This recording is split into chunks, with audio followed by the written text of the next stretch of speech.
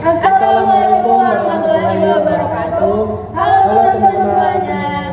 Kali ini kami dari kelompok 8 akan mempresentasikan teori tentang Harry Stack Sullivan. Selamat menonton. Dadah. Halo teman-teman. Kali ini aku sebagai pemateri pertama akan menjelaskan sedikit tentang biografi dari Harry Stack Sullivan. Harry Stack Sullivan lahir di sebuah kota peternakan di Norwich, New York pada tanggal 21 Februari 1882 dan wafat pada 14 Januari 1949. Pada tahun 1911, Sullivan masuk di Chicago College of Medicine and Surgery dan menyelesaikan studi medisnya pada tahun 1915, namun beliau baru mendapat gelar pada tahun 1917. Singkatnya, kemudian Sullivan membentuk Zodiac Group bersama dengan psikiater dan ilmuwan sosial lainnya di New York.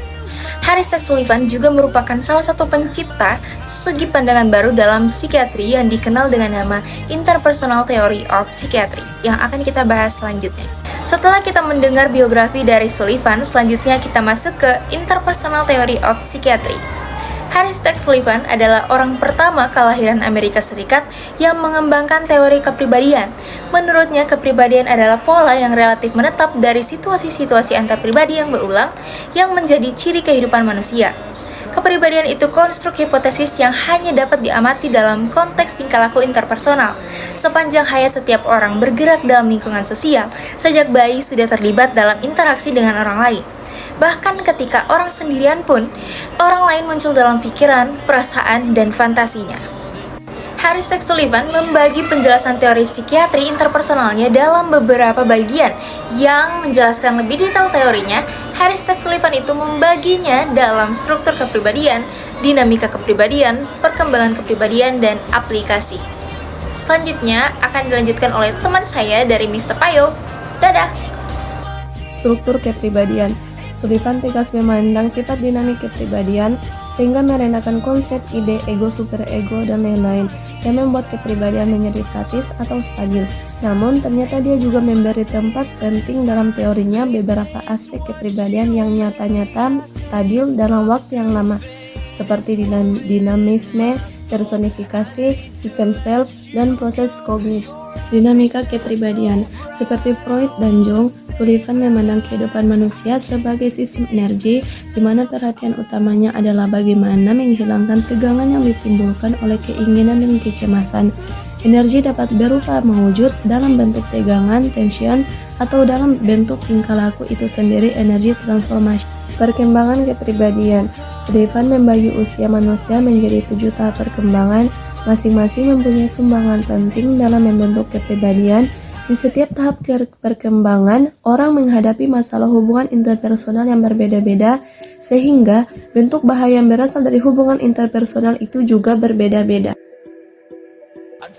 Assalamualaikum warahmatullahi wabarakatuh.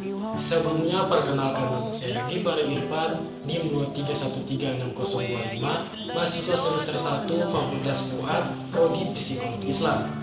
Singkatnya, video yang dibuat untuk memenuhi tugas UTS ini dimaksudkan untuk melanjutkan membahas teori kepribadian Harry Stack Sullivan yang telah dibawakan teman kelompok saya sebelumnya.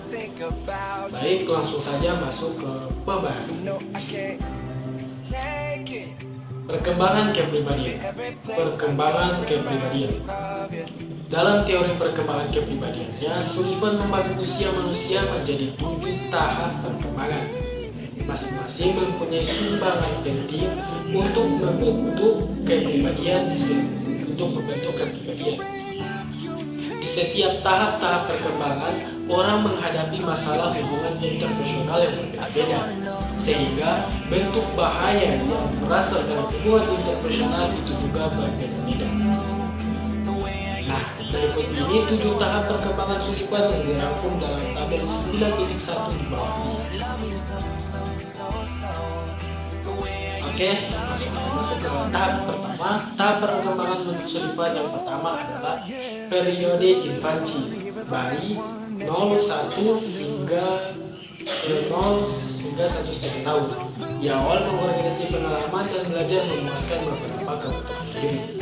Tahap yang kedua childhood, kanak-kanak 1 hingga 1,5 tahun hingga 4 tahun. Ia belajar mengidentifikasi dengan orang tua, belajar interaksi dan belajar mengerti suatu kepuasan dan kepuasan lainnya. Tahap yang ketiga juvenil, usia sekolah 48 hingga 10 tahun. Ia belajar bekerja sama dan bersaing dengan orang lain, serta belajar berurusan dengan figur otoritas. Tahap yang keempat, preadolescent 10 hingga 12 tahun. Ia belajar mencintai orang lain seperti atau melebihi diri sendiri. Tahap yang kelima, adolescent awal 12 hingga 12 tahun. Ia belajar mengintegrasi kebutuhan dan intimasi dengan kepuasan seksual. Tahap yang keenam, adolescent akhir. Ia belajar mengintegrasi ke dalam masyarakat dewasa dan timbulnya self-respect. Tahap ketujuh atau yang terakhir, maturity, adalah konsolidasi pencapaian setiap tahap sebelumnya. Baik, masuk yang kedua, aplikasi. Aplikasi gangguan mental dan psikoterapi menurut Sullivan.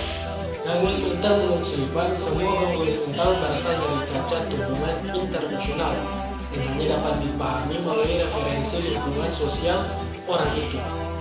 Kekurangan-kekurangan yang ada pada penderita psikiatri juga ditemukan pada normal, misalnya dalam kadar yang lebih rendah. Tidak ada yang unik mengenai gangguan mental.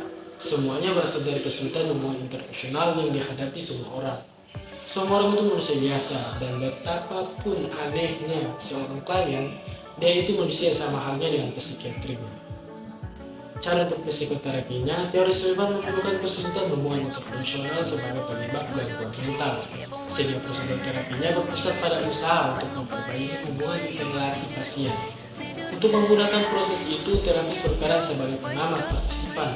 Menjadi bagian dari hubungan interpersonal itu, bergaul tatap muka dengan klien, yang berarti memberi kesempatan kepada mereka untuk memantapkan komunikasi sintaksis dengan yang baik. Nah, itu dia presentasi dari kami.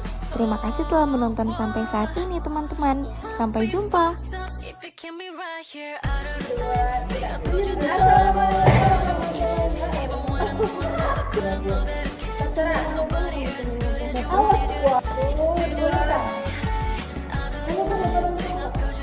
Assalamualaikum warahmatullahi wabarakatuh.